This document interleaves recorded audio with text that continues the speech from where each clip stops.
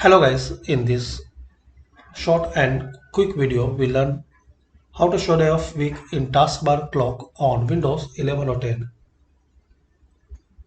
So guys, as you can see here, we have date with day of week. So if you want to show in this corner with date and day of week, so very simple. You have to open control panel,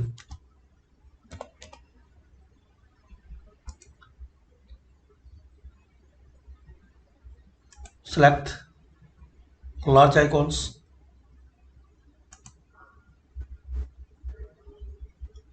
here date and time.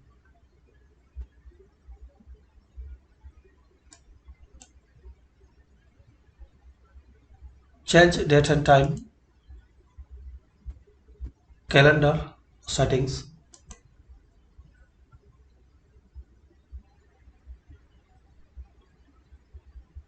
additional settings,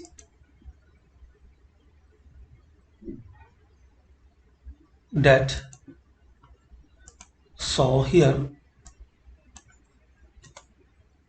you have to type 3 times D, then slash 3 times D slash, then apply, then OK.